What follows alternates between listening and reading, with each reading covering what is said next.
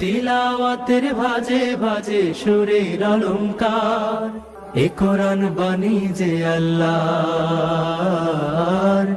এ কোরআন বাণী যে আল্লাহর। আসসালামু আলাইকুম ওরহমতুল্লাহি ওবরাকাতুহু। আসুন্নাহ ফাউন্ডেশনের অনন্য আয়োজন সহজ সূত্রে কোরআন শিখির দ্বিতীয় পর্বে আপনাদেরকে স্বাগতম। সকলে আমার সাথে বলুন, বিসমিল্লাহির রহমানির রহিম। রব্বি জিদনি ইলমা, রব্বি ইশরাহ লি সাদরি ওয়ায়াসসির লি আমরি ওয়াহলুল উকদাতাম মিন লিসানি ইয়াফকাহু কওলি। আলহামদুলিল্লাহ, গত ক্লাসে আমরা আরবি 29টি হরফের মধ্য থেকে 60টি হরফ শিখে ফেলেছি। স্ক্রিনে দেখতে পাচ্ছেন। হরফগুলো আমরা একবার পড়ব। সকলে আমার সাথে বলুন, আলিফ, বা, তা, সা, জিম, হা, খ। আলহামদুলিল্লাহ, আশা করছি আপনারা হরফগুলো আত্মস্থ করে ফেলেছেন। আজকে আমরা আরও 6টি হরফ শিখব ইনশাআল্লাহ। 6টি হরফ আপনারা স্ক্রিনে দেখতে পাচ্ছেন, স্ক্রিনে চলে এসেছে। হরফগুলো হলো দাল, ذال، را، زا، সিন, শিন। আলহামদুলিল্লাহ, হরফগুলো খুবই সহজ। আপনারা দেখতে পাচ্ছেন প্রথম দুটি হরফ একই আকৃতির, দ্বিতীয় দুটি হরফ একই আকৃতির এবং তৃতীয় দুটি হরফ একই আকৃতির, শুধুমাত্র নুক্তার পার্থক্য রয়েছে। দাল হরফটি বারিক হরফ। এই হরফটি উচ্চারণ করার সময় আমরা অবশ্যই 3 আলিফ টেনে পড়ব। দাল। আমার সাথে আবার বলুন, দাল। দালের মাখরাজ কোন জায়গা থেকে? আপনারা স্ক্রিনে দেখুন, ছবিতে দেখা যাচ্ছে জিহ্বার আগা সামনের উপরের 2 দাঁতের গোড়ার সঙ্গে লাগিয়ে উচ্চারিত হয়। তাহলে ছবি দেখে একবার চেষ্টা করুন। দাল। আবার বলুন, দাল। পরবর্তী হরফটির নাম হলো দাল। একই রকম হরফ, দালের মতোই, শুধুমাত্র নুক্তার পার্থক্য রয়েছে। আপনারা দেখতে পাচ্ছেন দালের নুক্তা ছিল না, দালের একটি নুক্তা রয়েছে, সেটা হলো উপরে। তাহলে দালের উপরে এক নুক্তা দিলেই দাল হয়ে যাচ্ছে। আলহামদুলিল্লাহ, কতই সহজ। আপনারা আমার সাথে বলার চেষ্টা করুন, দাল। আবার বলুন, দাল। দাল হরফটিও বারিক হরফ। উচ্চারণ করার সময় অবশ্যই 3 আলিফ টেনে পড়তে হবে। দালের মাখরাজ হলো জিহ্বার আগা সামনের উপরের 2 দাঁতের আগার সঙ্গে লাগিয়ে উচ্চারিত হয়। তাহলে আপনারা জিহ্বার আগা সামনের উপরের 2 দাঁতের আগার সঙ্গে লাগিয়ে উচ্চারণ করুন। আমার সাথে বলুন, দাল। আবার বলুন, দাল। মাশাআল্লাহ। পরবর্তী আরও 2টি হরফ দেখতে একই রকম। 2টি হরফের নাম হলো র এবং জা। র এবং জা। র হরফটি এখানে আমরা পোর করে উচ্চারণ করব, মোটা করে উচ্চারণ করব, এবং র হরফটি এক আলিফ টেনে পড়ব। আপনারা আমার সাথে বলুন, র। আবার বলুন, র। রয়ের মাখরাজ কোন জায়গা থেকে? স্ক্রিনে দেখুন, জিহ্বার আগার উল্টা পিঠ তার বরাবর উপরে তালুর সঙ্গে লাগিয়ে উচ্চারিত হয়। আপনারা আমার সাথে উচ্চারণ করুন, র। আবার বলুন, র। আলহামদুলিল্লাহ, আমরা র হরফটি চিনতে পেরেছি। পরবর্তী হরফটির নাম হলো জা। জা। স্ক্রিনে দেখুন, হরফটি দেখতেই রয়ের মতোই, শুধুমাত্র রতে নুক্তা ছিল না, জায়ের উপর একটি নুক্তা রয়েছে। কতই সহজ। তাহলে হরফটির নাম কি? জা। আবার বলুন, জা। উচ্চারণ করার সময় অবশ্যই এক আলিফ টেনে পড়তে হবে, এক আলিফ টেনে পড়তে হবে। হরফটি বারিক হরফ, এই জন্যে পাতলা করে উচ্চারণ করতে হবে। যা হরফটির মাখরাজ আপনারা দেখতে পাচ্ছেন জিহ্বার আগা সামনের নিচের 2 দাঁতের পেট ও আগার সঙ্গে লাগিয়ে উচ্চারিত হয়। আমার সাথে বলুন, জা। আবার বলুন, জা। তাহলে আমরা একই আকৃতির 2টি হরফ শিখলাম, র এবং জা। আবার বলুন, র, জা। আলহামদুলিল্লাহ, আজকের পর্বে আমরা 4টি হরফ শিখে ফেলেছি। বাকি 2টি হরফ আমরা শিখব। বাকি 2টি হরফ নাম হলো সিন এবং শিন। সিন এবং শিন। সিন হরফটি উচ্চারণ ক্ষেত্রে অবশ্যই 3 আলিফ টেনে পড়তে হবে। সিন হরফটি বারিক হরফ, পাতলা করে উচ্চারণ করতে হবে। তাহলে আমার সাথে বলুন, সিন। আবার বলুন, সিন। মাশাআল্লাহ, আপনাদের হচ্ছে আলহামদুলিল্লাহ, আপনারা চেষ্টা করুন। সিনের মাখরাজ, সিন কোন জায়গা থেকে উচ্চারিত হয় ছবিতে দেখতে পাচ্ছেন। জিহ্বার আগা সামনের নিচের দুই দাঁতের প্যাড ও আগার সঙ্গে লাগিয়ে উচ্চারিত হয়। জায়ের মতোই, জায়ের যে মাখরাজ সিনেরও একই মাখরাজ। আপনারা সিন হরফটি আবার উচ্চারণ করুন, সিন, আবার উচ্চারণ করুন, সিন। মাশাআল্লাহ, আলহামদুলিল্লাহ, আমরা অল্প সময়ে 5টি হরফ শিখে ফেলেছি। পরবর্তী হরফ, শেষ হরফ আজকের পর্বের, সে হরফটির নাম হলো শিন। তাহলে সিন এবং শিনের মধ্যে পার্থক্যটা কী? সিনের উপরে কোনো নোক্তা নেই, সিনের মধ্যে কোনো নোক্তা নেই। শিনের মধ্যে 3টি নোক্তা আছে। নোক্তাগুলো কোথায়? উপরে। কয় নোক্তাওয়ালা? 3 নোক্তাওয়ালা। তাহলে 3 নোক্তাওয়ালা সিনের আকৃতির 3 নোক্তাওয়ালা হরফটিকে আমরা কি বলবো? শিন। আপনারা আমার সাথে বলুন, শিন। আপনার ঠোঁটের অবস্থান কীরূপ হবে আপনারা লক্ষ্য করুন, শিন। আবার বলুন, শিন। আলহামদুলিল্লাহ, আজকের পর্বে আমরা খুব অল্প সময়ে 6টি হরফ চিনেছি এবং আমরা শিখে ফেলেছি। আমরা শুরু থেকে বলার চেষ্টা করি। দাল, দাল, র, জা, সিন, শিন। আলহামদুলিল্লাহ, আমরা আজকের পর্বে 6টি হরফ শিখেছি। আমরা এখন উল্টা দিক থেকে একবার বলার চেষ্টা করি।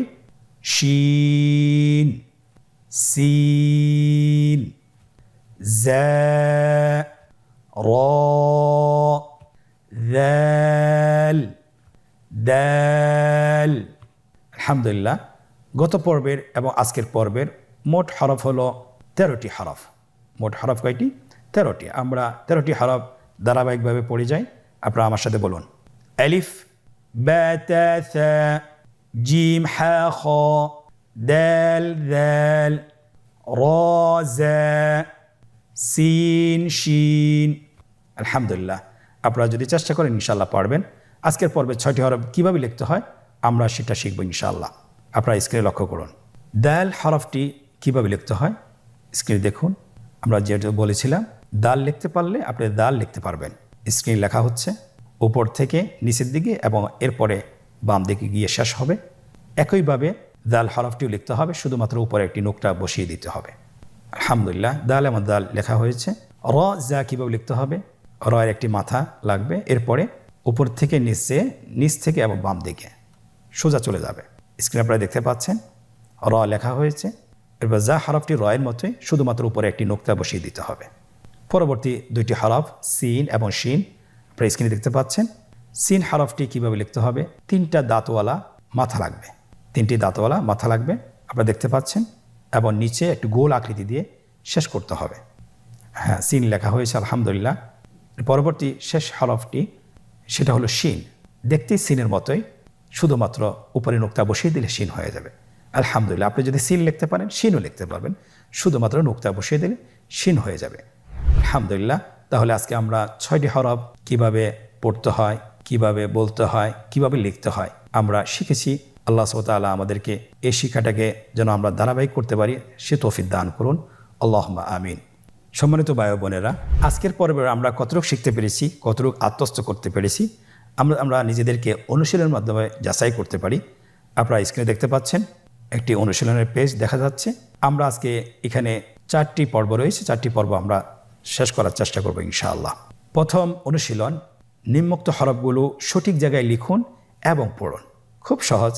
আমরা আজকে যে হরফগুলো শিখেছি সে হরফগুলোর মধ্যে থেকে আমরা আমাদের নিজেদেরকে মূল্যায়ন করব ইনশাআল্লাহ। প্রথম রোতে আপনারা দেখতে পাচ্ছেন 6টি হরফ বিচ্ছিন্নভাবে দেওয়া আছে। দ্বিতীয় রোটি খালি রাখা হয়েছে এবং তৃতীয় রোতে হরফগুলোর নাম দেওয়া আছে। হরফের নাম অনুযায়ী আপনাকে হরফগুলো তার স্থানে বসাতে হবে। তাহলে আমরা স্ক্রিনে লক্ষ্য করুন, হরফগুলো প্রথম হরফটি হলো দাল, তার সঠিক নামের জায়গায় বসানো হয়েছে, যেটাকে আমরা বাংলা উচ্চারণ বলি আর কি। বাংলা উচ্চারণ বসানো আছে, সেই সঠিক নামের জায়গায় আপনি বসিয়ে দিন। পরবর্তী হরফ র, তার সঠিক নামের জায়গায় বসানো হয়েছে। এমনিভাবে প্রত্যেকটি হরফ তার সঠিক নামের জায়গায় বসানো হচ্ছে। আলহামদুলিল্লাহ, প্রথম অনুশীলনটি আমরা শেষ করলাম। দ্বিতীয় অনুশীলন, স্ক্রিন লক্ষ্য করুন, রেখা টেনে হরফের সাথে সঠিক নামের মিল করুন। আমরা দেখতে পাচ্ছি স্ক্রিনে এখানে 3টি কলাম রয়েছে। ডানের কলামে হরফগুলো দেওয়া আছে, মাঝের কলামে খালি রাখা হয়েছে এবং শেষের কলামে হরফগুলোর বাংলা উচ্চারণ দেওয়া আছে, তার সঠিক নামটি দেওয়া আছে। শুধুমাত্র আমাদেরকে যেটা করতে হবে, হরফগুলোর সাথে নামের মিল করতে হবে। প্রথম হরফটি জ্যা, তার সঠিক নামের সাথে রেখা টেনে মিল করা হচ্ছে, আপনারা স্ক্রিনে দেখতে পাচ্ছেন। দ্বিতীয় হরফটি শিন, তা রেখা টেনে তার সঠিক নামের সাথে মিল করা হচ্ছে। এমনিভাবে প্রত্যেকটি হরফ তার সঠিক নামের সাথে মিল করা হচ্ছে, আপনারা স্ক্রিনে লক্ষ্য করুন।